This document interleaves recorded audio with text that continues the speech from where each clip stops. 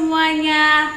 Kakak-kakak harapkan semua adik-adik di rumah dalam keadaan sehat dan mengikuti ibadah sekolah minggu setiap minggu ya. Jangan bolong-bolong dan jangan di skip-skip.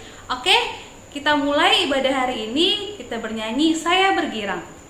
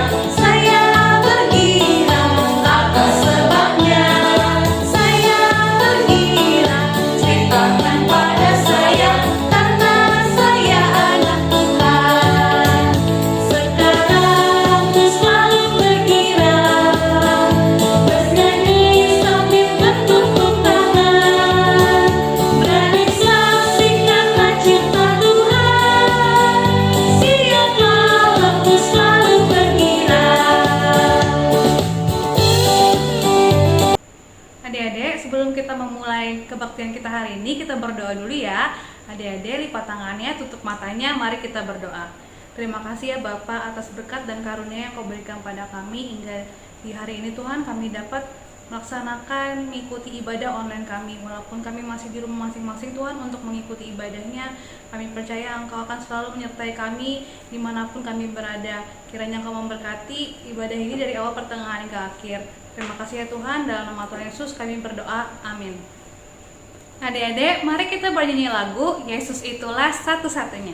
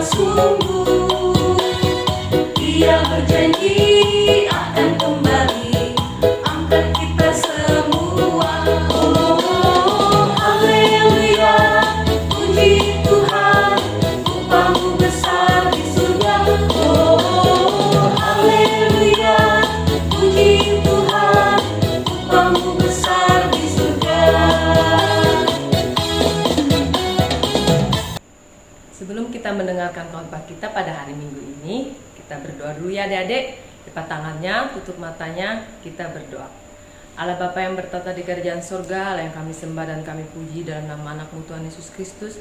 Kembali Tuhan kami mengucap syukur kehadirat-Mu atas segala penyertaan-Mu kepada kami Tuhan. Tuhan, kami ingin mendengarkan sebagian daripada firman-Mu, sertai kami Tuhan dari awal sampai kami selesai mendengarkan cerita ini Tuhan, sehingga menjadi pelajaran dalam kehidupan kami sehari-hari dan kami dapat menjalankannya Tuhan dalam kehidupan kami. Di atas segalanya Tuhan, kami orang berdosa, sucikan dosa-dosa kami sehingga kami layak menerima berkat yang Engkau berikan kepada kami. Di dalam nama anak-Mu Tuhan Yesus Kristus kami berdoa mengucap syukur. Amin. Nas kita pada minggu ini tertulis di Yesaya 53. Yesaya 53 ayat 3 sampai 7. Kita sama-sama membacanya ya adik-adik. Ia dihina dan dihindari orang, seorang yang penuh kesengsaraan dan yang biasa menderita kesakitan. Ia sangat dihina, sehingga orang menutup mukanya terhadap dia, dan bagi kita pun dia tidak masuk hitungan. Tetapi sesungguhnya penyakit kitalah yang ditanggungnya, dan kesengsaraan kitalah yang dipikulnya. Padahal kita mengira dia kena tulah, dipukul dan ditindas Allah. Tetapi dia tertikam oleh karena pemberontakan kita. Dia diremukkan oleh karena kejahatan kita. Ganjaran yang mendatangkan keselamatan bagi kita ditimpakan kepadanya. Dan oleh bilur-bilur kita menjadi sembuh. Kita sekalian sesat seperti domba. Masing-masing kita mengambil jalan kita sendiri. Tetapi Tuhan telah menimpakan kepadanya kejahatan kita sekalian. Dia dianiaya, tetapi dia membiarkan diri ditindas. Dan tidak membuka mulutnya seperti anak domba yang dibawa ke pembantaian. Seperti induk domba yang keluh di depan orang-orang yang menggunting bulunya. Ia tidak membuka mulutnya. Nah adik-adik, cerita kita pada minggu ini berjudul Hamba Tuhan yang Setia. Hamba Tuhan yang setia. Siapa di sini yang menjadi hamba Tuhan yang setia? Ayo, angkat tangan. Pasti kita semua pengen menjadi hamba Tuhan yang setia. Tuhan di sini menginginkan kita menjadi hambanya yang setia dalam hal apa, adik-adik? Banyak. Satu misalkan, setia mengikuti Tuhan. Mengikuti Tuhan bagaimana ya caranya? Nah, apabila kita menghadapi kesulitan, menghadapi penderitaan, ataupun menghadapi segala macam masalah, kita jangan takut karena Tuhan tetap beserta kita. Kenapa? Karena Tuhan sangat sayang kepada kita. Yo, di sini apa pernah ada yang mengganggu temannya pada saat di sekolah atau di sekolah minggu? Pasti ada dong. Nah, siapa di sini juga yang mempunyai teman dekat atau sahabat? Pasti juga ada. Nah, di sini kakak mau menekankan, adik-adik tidak boleh mengganggu sesama teman. Kita harus menjadi pembela. Pembela seperti apa? Apabila ada teman kita yang ditindas atau yang menghadapi kesulitan, kita wajib menolong. Kenapa begitu? Nah, karena Tuhan Yesus mengajarkan kepada kita. Tuhan Yesus menjadi sosok pembela kepada kita. Pembela dalam hal kita menghadapi segala masalah. Ayo, baru-baru ini apa masalah yang pernah kita hadapi? Oh, betul, banjir. Banjir di mana-mana. Ayo, siapa yang rumahnya kebanjiran? Kakak juga kebanjiran dong. Kakak-kakak di sekolah minggu juga banyak yang kebanjiran. Tapi pasti dong kita sedih. Aduh Tuhan, kok rumah saya kebanjiran? Pasti ada yang juga yang mengeluh. Kok Tuhan membiarkan rumah kami kebanjiran? Nah, tapi adik-adik perlu ingat, di antara kita yang memiliki masalah kebanjiran, ada teman kita yang lebih menderita lagi. Kalau misalkan di antara kita rumahnya nggak sampai termasuk air, ada teman kita yang tidak bisa tinggal di dalam rumah sampai mengungsi. Kasihan kan? Tapi Tuhan tidak membiarkan seperti itu aja, adik-adik. Tuhan tetap menemani kita. Menemani dalam hal apa? Menolong kita melalui teman-teman, donatur-donatur yang membantu kita, membantu kita dalam apa? Dalam segala masalah yang kita hadapi dalam banjir. Semua bekerja sama. Nah, jadi di sini Tuhan ingin kita sama seperti apa yang diinginkan Tuhan. Tuhan ingin jadi pembela kita dalam menanggung dosa-dosa kita. Masih ingat kan? Tuhan mati di kayu salib untuk apa? Untuk membela kita. Membela dari apa? Ya, membela dari kejahatan. Siapa yang merasa tidak pernah membuat kejahatan? Pasti yang suka berbohong, mencuri, melawan orang tua, tidak menuruti nasihat orang tua dan guru. Itu sama, itu kejahatan. Nah, tapi kata Tuhan, aku telah menebus engkau, aku telah membela engkau. Sesudah itu, apa yang harus kita lakukan? Kita harus memperbaiki diri. Kita harus bangga, kita mempunyai pembela seperti Tuhan. Tuhan kita Yesus Kristus pembela kita. Nah, kalau di dunia ini, Pembela kita siapa? Keluarga, orang tua. Siapa di sini punya orang tua? Pasti semua punya orang tua. Kita pasti sangat senang mempunyai orang tua yang merawat kita, memelihara kita, memberi kita nasihat, dan melindungi kita dari segala kejahatan. Nah, di nas ini Tuhan menginginkan kita tidak boleh mencelakakan teman, mencelakakan sesama kita, terutama mencelakakan orang-orang sekitar kita.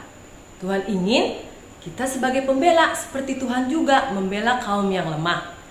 Dan sebagai kita anak kepada orang tua, kita harus juga memberi penghargaan kepada orang tua. Kenapa? Karena orang tua selama ini sudah membela kita, memberi tanggung jawab, menafkahi kita. Apa yang harus kita balas dengan orang tua adik-adik?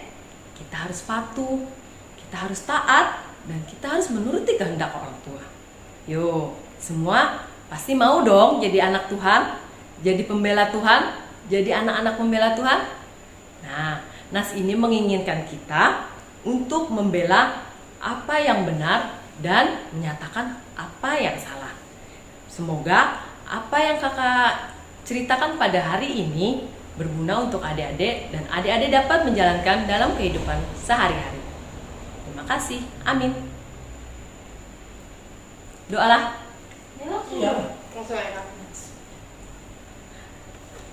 Kita tutup cerita kita pada hari ini. Kita berdoa. Allah Bapa yang bertata di kerajaan sorga, Allah yang kami sembah dan kami puji dalam nama anak-Mu Tuhan Yesus Kristus. Kembali Tuhan kami mengucap syukur kehadirat-Mu atas segala penyertaan kepada kami. Tuhan, kami sudah mendengar sebagian daripada firman-Mu. Buat Tuhan, firman yang telah kami dengar menjadi suluh, jadi pelajaran di tengah-tengah kehidupan kami, sehingga kami dapat melaksanakan dalam kehidupan kami sehari-hari. Di atas segalanya Tuhan, kami orang berdosa, sucikan dosa-dosa kami, sehingga kami layak menerima berkat yang Engkau berikan kepada kami. Di dalam nama anak-Mu Tuhan Yesus Kristus, kami berdoa mengucap syukur. Amin. Adik-adik, mari kita bernyanyi lagu Yesus Cinta Semua Anak.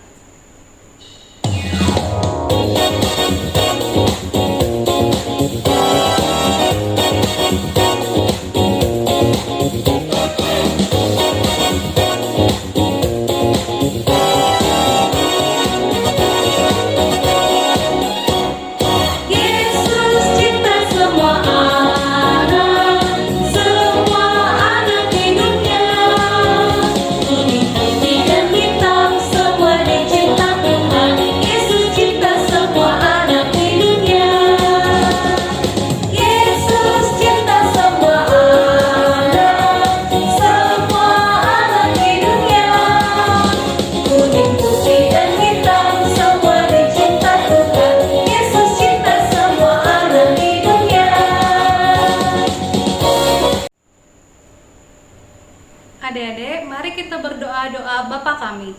Bapa kami yang di surga, dikuduskanlah namamu, datanglah kerajaan-Mu, jadilah kehendak-Mu di bumi seperti di surga.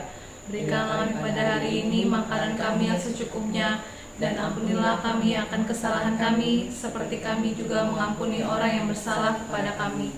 Dan janganlah membawa kami ke dalam pencobaan, tetapi lepaskanlah kami daripada yang jahat, karena Engkau yang punya kerajaan, dan kuasa, dan kemuliaan sampai selama-lamanya. Amin.